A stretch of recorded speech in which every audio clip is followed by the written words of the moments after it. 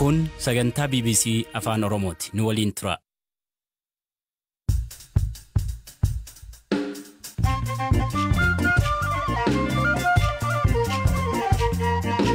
Ashama kam oltan sagantaan keenya eegale kan har'aaf qixeessineen liiqiin Itoophiyaa irra jiru hagamii akkamiin deebisuu dandeessi ogeessa dinagdee dubbisneerra.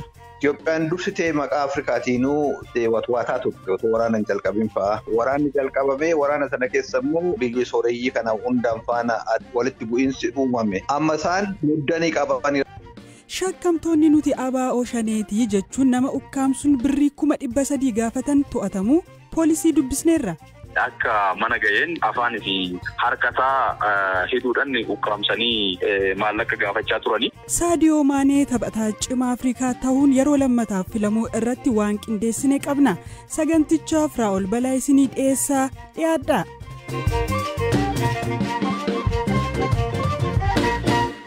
Taphataan lammii Senegaal Saadiyoo Maaneen irra deebiin taphataa cimaa Afrikaa bara kanaa jedhamuun Konfedereeshinii Kubbaa Miilaa Afrikaa kaafiin filatame.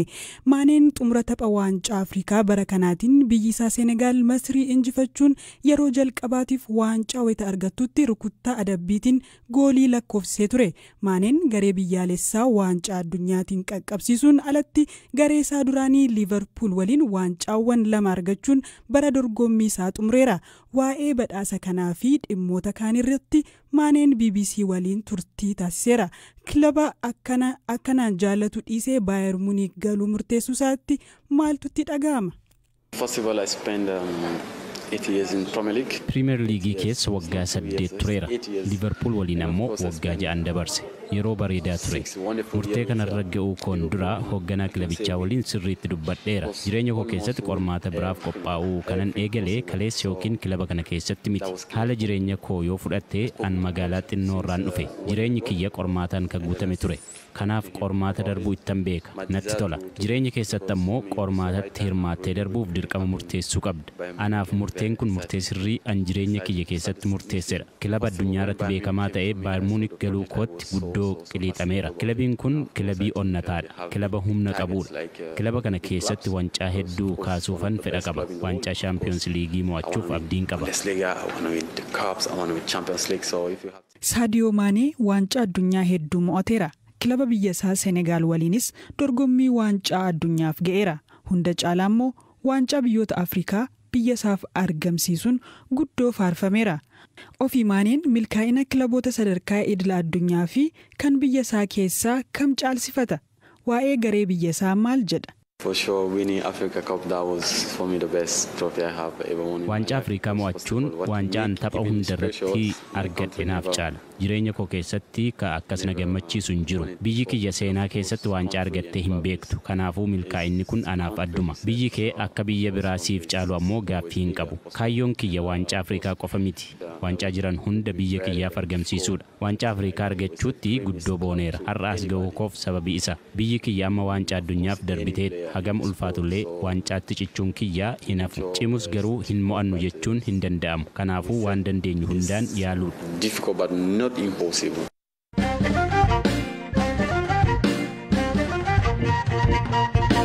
Shakkamtoonni lama magaalaa Fiicheetti nuti ABO shaneedha jechuun nama ukkaamsan to'atamanii qoratamaa jiru.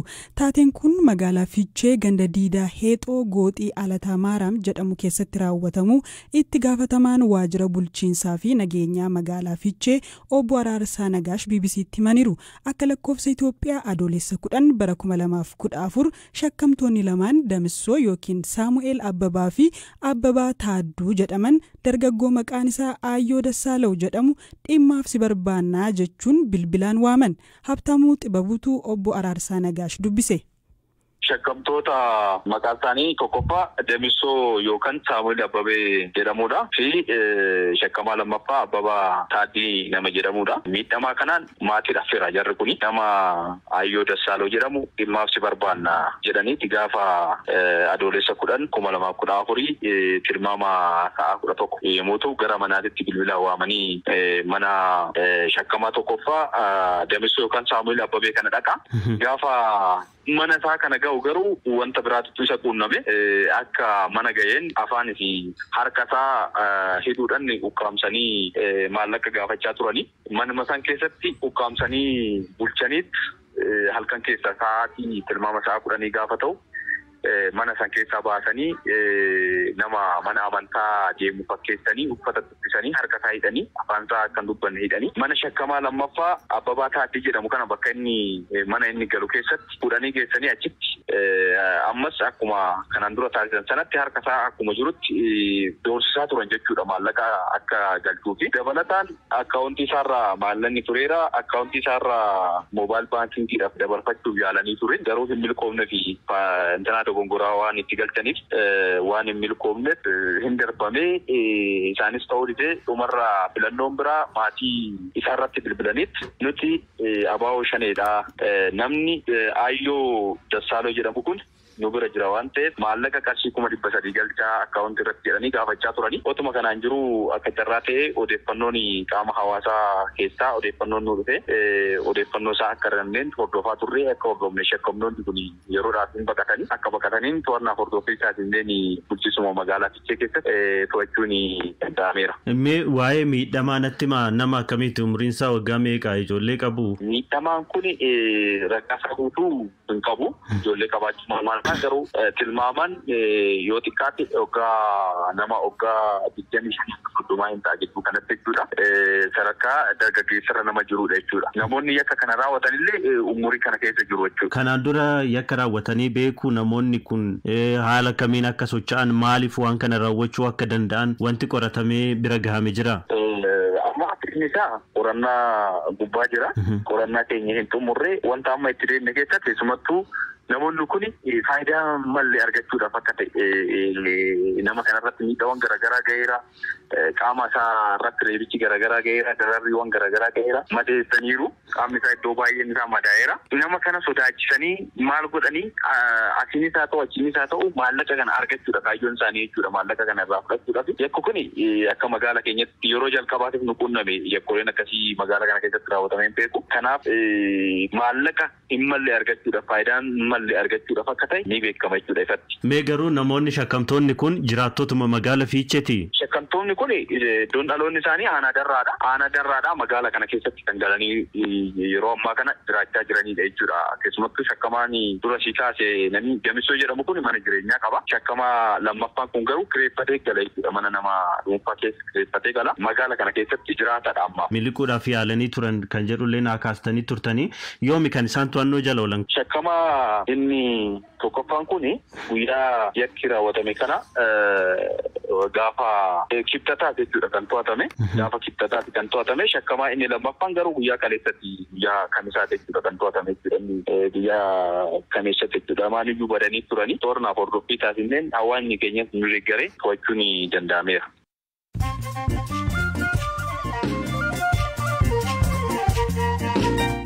Odeessaalee gaggabaabootan darba barataan adii Afrikaa kibbaa meeshaa barataa gurraachaa irratti fincaa'ee ari'ame barataan kunis kan ari'ame erga yuunivarsiitichi taateen sun jibba sanyummaa ta'uu danda'a jechuun qorannoo dhimmicha irratti taasiseen boodadha. Manni murtii Keeniyaa poolisoota 3 fi nama siviilii tokko bara 2016tti ogeessa seeraa ajjeesaniiru jechuun balleessaadha jedhe.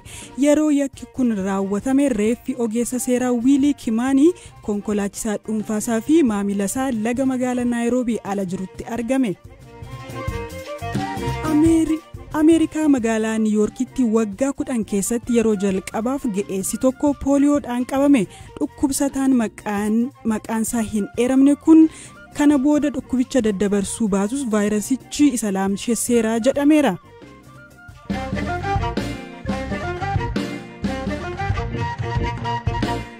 Odeessaa dhumaan liqiin Itoophiyaan mootummoota addunyaa fi dhaabbilee liqii kennan irraa fudhatte yeroo jalqabaatiif kan doolaara biiliyoona 1 caale bara 1981tti ture. Yeroo ammaa haalaan dabalaa jiraachuu maddeen ni mul'isu. Ragaan baankii addunyaa akka agarsiisutti sirni dargii aangoorraa yeroo kufu liqiin biyyattii irra jiru doolaara biiliyoona 9 ture. Bara 2006tti ammoo liqiin kun gadi bu'uun doolaara biiliyoona 2.2 gahee ture. Haa ta'u malee bara 2018 wayita ministeerri muummee Abiyyi aangootti dhufan liqaan biyyattiirra ture doolaara biiliyoona 28 gaheeraa jedha baankiin addunyaa. Amma liqiin biyyattiirra jiru kun dhaabbilee biyya keessaa fi alaarraa liqeeffatame biiliyoona 56.6 ga'uusaa gabaasni himu ministeera maallaqa Itoophiyaarraa bahaa jira. Haala liqii Itoophiyaa yeroo ammaa irratti waahilli koo Galaanaa Balaa xiinxalaa diinagdee kan ta'an Dooktar Ayyala Galaan dubbiseera. Itoophiyaan dursitee maqaa Afrikaatiinuu deetiin kun idaan kun nuuf ilaalamu maddee humna keenya ol ta'eeraa jettee watwaataa turte otoo waraana hin jalqabin fa'aa. Otoo wanti sun karaan qabatiin waraanni jalqabamee waraana sana keessa immoo warra horii liqeessan kana warra dhiyaa kana warra biyyi sooreyyii kana hundaan faana walitti bu'iinsi uumame. Amma isaan muddanii qabanii akka duratti maddee harkarra qabanii akka gaafatame sanatti kaffaltii kana obsuuf hin dandeenye. Mana nama har'a ga'utti takka argeen beeku ennaa bajata mootummaa keessatti idaa biyyaa kanfaluun sadarkaa tokkoffaarra ga'ee yoo ga'u argeen beeku amma ga'u. Waraanni jalqabuu duras Itoophiyaan biyyoonni liqeessanii fi liqaa akka deebistu yeroo itti eeganii yookaan akkaataa liqaa san deebistu irratti fooyya'insi akka godhamuu fi maqaa Afrikaatiin gaafachuu jalqabdeetti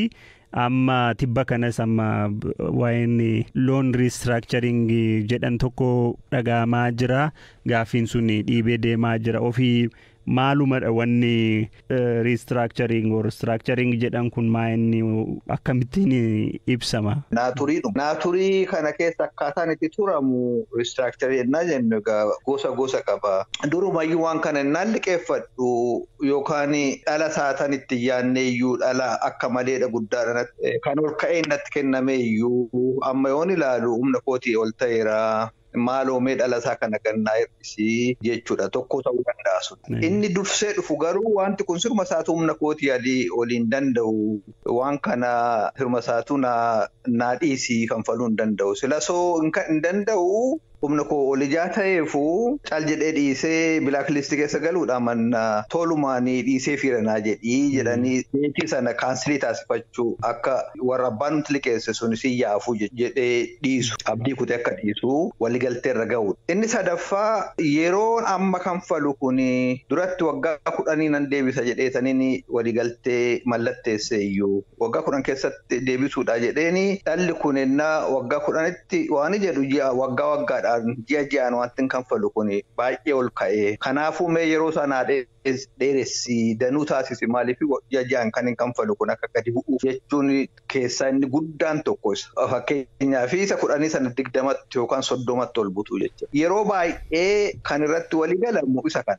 Namni alaataa liqeesse horiin otoo deebi'uufi baatee kan inni abjootu kan inni yeroo hundaa waaqa kadhatu namni sun horii sana natti deebisuu baatee achuma baraan dhalan tonaa kanfalee jedheeti waaqa kadhatu. Horiin hin dhala kaayuu isa kanfaluufi garuu dhibee badiidha. Dhidheeressuun kun akka rakkina akkanaan isitti mukanatti akka rakkootti ni ilaalan. Akka waan biyya bu'aan wayii argamee odeeffama. Kanaafuu inni achi fageessuun kun balaa danuu qabaa. Amma turee bulu nama argamsiisa. Amma turee bulu dhibeensa gadi fagaataa deemaa. Fayyaa keessaa ba'uu hin danda'amne keessa seenamaa jecha. Tarii ministeerri muummee Abiyyi Ahmed yeroo aangootti dhufanii haalli biyyi keessa turte keessumaa liqaa wajjin wal qabate haalli ture kan amma jiru wajjiniin yeroo wal bira qabamee ilaalamu hammaataadha jechuun hin danda'ama. Durumaanuu akka malee tuulamee ture akka biliyoona 28 ture. Achumarratti yoo xiqqaate akka biliyoona 10 wayiitti dabalanii jechaadha. 2018dha asi kan ta'e wanti bade tokkotu jira. Maaliif bade yoo jette yeroo sana abdii guddaatu jira ture. Mootummaanis hamman barbaade liqeeffatanii biyyattiin guddisaa jedhe. Sabni sun dumtuu waan jedhe warri biyya alaas Itoophiyaan karaa sirrii deemaa jirti jedhaniiti yeroo tokkicha baay'inaan gadi naqan fidanii biliyoona danuu. Amma otoo hiriguun gahiin otoo umarra hin ooliin wanti biyya keessa jiru akka dura yaadame ta'uu didee deebisanii kanfaluun ennaa duraa caalayyuu immoo rakkoo ta'aa dhufe jecha. Dhaggeeffattoota keenya sagantaa keenya torban kanaa goolabnee saganticha Hamzaa Huseen dhiyeessaa ba'ee Firaa'ol Balaa immoo dhiyeessaan ture nagaan tura.